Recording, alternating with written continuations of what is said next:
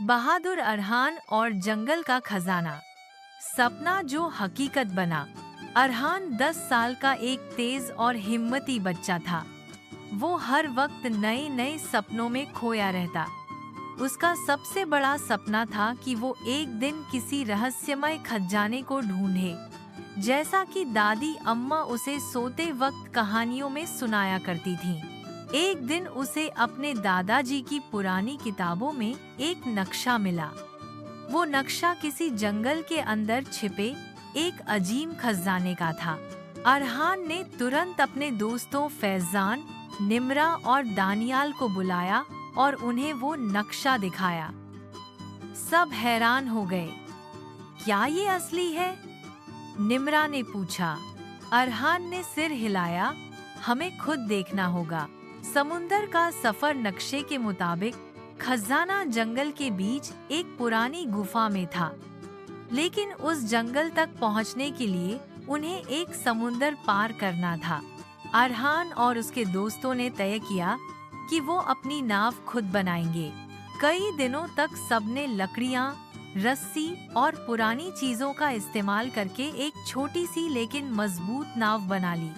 जब सब कुछ तैयार हो गया, तो वो सुबह सुबह अपने छोटे से शहर के समुद्री किनारे पहुंच गए। दरिया बहुत शांत लग रहा था। लहरें धीरे धीरे छोटी नाव से टकरा रही थीं। बच्चे अपनी हिम्मत जुटाकर नाव में सवार हुए।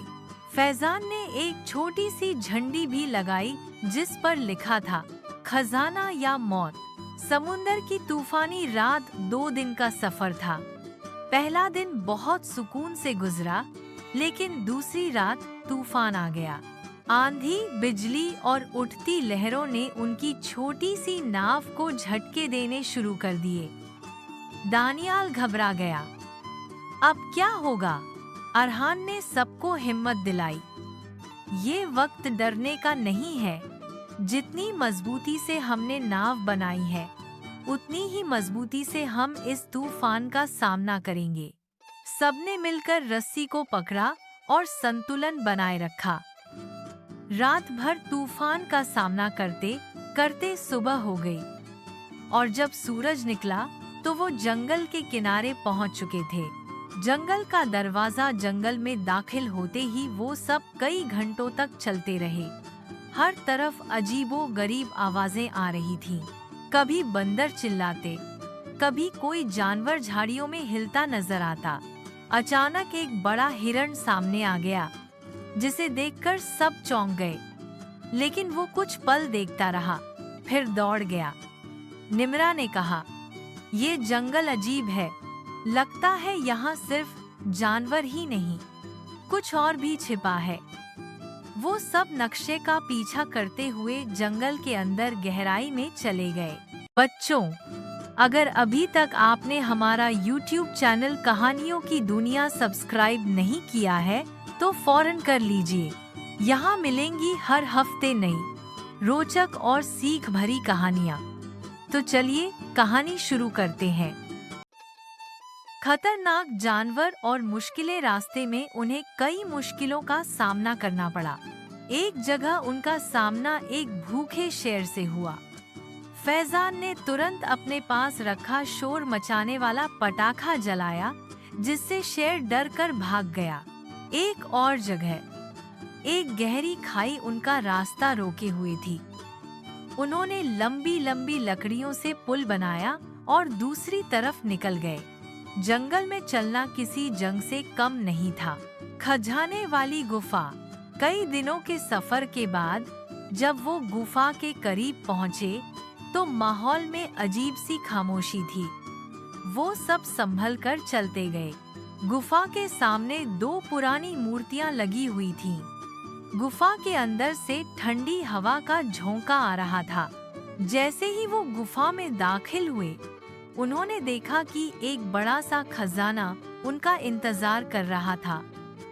सोने के सिक्के, मोती, हीरे और पुरानी तलवारों का ढेर। मगर खुशी के इस लम्हे में अचानक जमीन हिलने लगी। नाग का सामना जमीन में दरार आई और सामने से एक बड़ा काला नाग निकल आया। उसकी आंखें लाल थीं और जुबान स्येक करती हुई बाहर आ रही थी। सब बच्चे डर गए, लेकिन अरहान ने हिम्मत रखी। उसे याद आया कि दादा अबू ने कभी कहा था, नाग किसी को नहीं डसता अगर वो उसे नुकसान न दे।